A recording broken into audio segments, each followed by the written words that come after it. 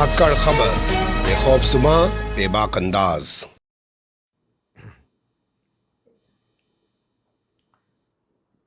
धाकड़ खबर के न्यूज़रूम से मैं आपके साथ हूं। अकरम रईस खान कहते हैं, और आप लोगों ने खूब सुना भी होगा, कि झूठ के पांव नहीं होते। जी हां, झूठ के पांव नहीं होते। झूठ के दम पर आप हल्ला तो खूब मचा सकते हो, बवंडर तो खूब खड़ा कर सकते हो, आडंबर तो खूब रचा सकते हो, क्योंकि अब तो आपके साथ दल्ले मीडिया के पत्रकार भी हैं जो अब संस्कारी नहीं, सच्चे और ईमानदार भी बन चुके हैं। लेकिन जब सच पर परखने की बात आएगी तो झूठ हमेशा झूठ ही साबित होगा। यह बात फिर से एक बार ईडी पर लागू हो रही है। जी हां, वही ईडी जिसके जरिए विपक्ष के नेताओं पर छापेमारी करा दी जाती है, सांसदों को, विधायकों को तोड़ के अपनी पार्टी में शामिल करा लिया जाता है, सत्ता हत्या ली जाती है, और जब वो अपनी पार्टी में शामिल हो जाते हैं तो उसी ईडी से उनको क्लीन चिट दिलवा दी जाती है। लेकिन इस बार ईडी जो फंसी है वो काफी महत्वपूर्ण मामले में फंसी है, और उस पर जितनी बात होनी चाहिए वो नहीं हो पा रही है। मैं आपके सामने वो मुद्दा तो रखूंगा ही, लेकिन उससे पहले एक दो घटनाक्रम है ईडी से जुड़े हुए, वो मैं आपके सामने रखना चाहता हूं। जैसे आप ये खबर देखना शुरू कर दीजिए। मुंबई में ईडी के दफ्तर में लगी आग। Tan tan tan. अब आप सोचिए क्यों लगी आग, और वहां पे दस्तावेज क्यों जलाए गए हैं, या वो जो जल गए हैं तो उनमें क्या क्या चीजें मिटाने की कोशिश की गई है। आप जानते ही हैं, देश में जो सरकार चल रही है, बोलते तो हैं वो कि 56 इंच का सीना फुला के उसी चाणक्य नीति के साथ मठ की तरह चला रहे हैं, लेकिन अब सरकार एक तरीके से लंगड़ी है। अगर आज नीतीश कुमार साथ छोड़ दे, अगर आज चंद्रबाबू नायडू साथ छोड़ दे, अगर आज चिराग पासवान, जयंत चौधरी साथ छोड़ दे, तो ये सरकार कहीं की भी नहीं रहेगी। तो हो सकता है, डर लग रहा हो कि कभी भी कुछ भी हो सकता है, तो शायद इसी के चलते दफ्तर में आग लग रही है। ऐसा कुछ तमाम नेताओं के यहाँ बयान पढ़ेंगे तो वो इसी ओर इशारा कर रहे हैं। अब इसी के साथ एक खबर और देखिए, नेशनल हेराल्ड मामला आपको पता ही होगा। हाल फिलहाल में कितना बवंडर मचाया गया था कि ईडी ने नेशनल हेराल्ड मामले में, घोटाले में सोनिया गांधी, राहुल गांधी समेत बहुत सारे लोगों के खिलाफ चार्जशीट कर दी है। जब मामला अदालत के सामने गया और अदालत ने चार्जशीट खोली, तो ये खबर हमें मिली कि अदालत ने कहा कि चार्जशीट में तो पूरे सबूत ही नहीं है, और हम ऐसे में सोनिया गांधी और राहुल गांधी के खिलाफ कोई नोटिस जारी नहीं करेंगे। नियम के मुताबिक जब भी कोई चार्जशीट किसी अदालत में किसी मामले को लेकर दाखिल की जाती है, तो वो संबंधित अदालत उस चार्जशीट के ऊपर पहले बहस करती है, चार्ज फ्रेम तैयार करती है, और फिर उसके बाद नोटिस जारी करके ट्रायल शुरू करती है।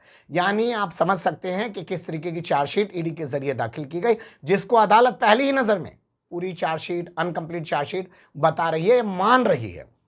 अब बात करते हैं उस मुद्दे की जिसमें ईडी एक बार फिर से झूठी साबित हुई है, और साफ लग रहा है कि किस तरीके से प्रोपेगेंडा रचा गया था 56 इंच का सीना फुलाकर चाणक्य नीति के साथ इस देश को मठ की तरह चलाने के लिए सत्ता हथियाने का।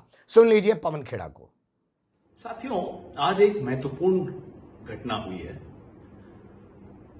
ईडी ने कॉमनवेल्थ गेम्स के तथाकथित जो घोटाला था उस पर एक क्लोजर रिपोर्ट दी है, जो कोर्ट ने स्वीकार कर ली।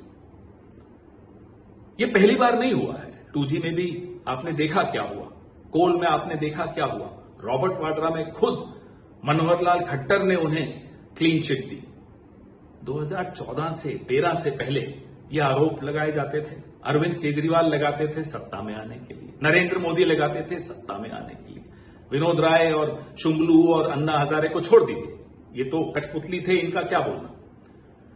14 और 13 के बाद, सत्ता में आने के बाद भी ये आरोप लगाते रहे। क्यों? सत्ता में बने रहने के लिए, अपनी विफलताएं ढांपने के लिए। आज वो झूठ का मायाजाल खत्म हो गया, धराशायी हो गया, और सच ने अपनी मौजूदगी का एहसास सबको करा दिया। सच अपनी मौजूदगी का एहसास टेलीविजन में चीख चीख कर कभी नहीं कराता। वो सब्र से, साहस से, शक्ति से संघर्ष करते हुए झूठ को पराजित करता है। आज वही हुआ। ये क्यों किया गया? सत्ता में आने के लिए किया। सत्ता में आने के लिए आपने एक बहुत काबिल प्रधानमंत्री डॉक्टर मनमोहन सिंह को बदनाम किया, एक बहुत काबिल मुख्यमंत्री शीला दीक्षित जी को बदनाम किया, एक ऐसे परिवार को जिसने अपना सब कुछ न्यौछावर किया हो देश पर, उसको बदनाम किया। लेकिन प्रोपेगेंडा मिट जाता है, ईमानदारी और सच शाश्वत रहते हैं। ये देश षड्यंत्रों और झूठ की नींव पर बनी हुई सरकारों को अब ललकार रहा है, सवाल पूछ रहा है कि आपने ये क्यों किया।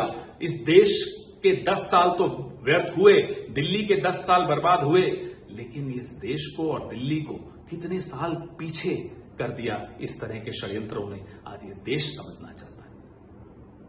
तभी हमारा एक भारत में जब भारत का नाम लिया जाता है विश्व में तो सत्यमेव जयते जरूर कहा जाता है।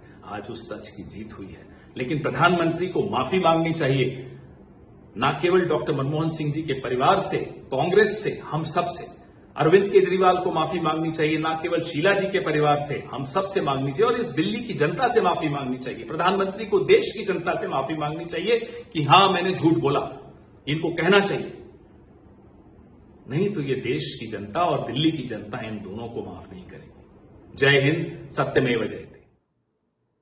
सुन लिया आपने, पवन खेड़ा ने कैसे विस्तार से बता दिया, मुझे ज्यादा बताने की जरूरत नहीं पड़ेगी। खूब हल्ला मचा था, कॉमनवेल्थ गेम शीला दीक्षित के जमाने में हुए थे और क्या क्या नहीं कहा गया था, सुरेश कलमाड़ी फलाना ढिकाना, ये भ्रष्टाचार हो गया, वो भ्रष्टाचार हो गया। इससे पहले हम देखते हैं कोयला वाले मामले में क्या हुआ था, इससे पहले हम देखते हैं कि 2G वाले मामले में क्या हुआ था। तमाम मामलों में साबित होता जा रहा है, लेकिन आज लगता है उस तरह के संस्कारी लोग सत्ता में बैठ गए हैं कि जो जितना बड़ा दंगाई है वो उतना बड़ा भाजपाई है। यही कहावत सबकी समझ में आई है और यही बात जो है चलती चलाई है, और जिसने अपनी चलती चलाई में ना चलाई है वो भी कहाँ का कोई भाई है।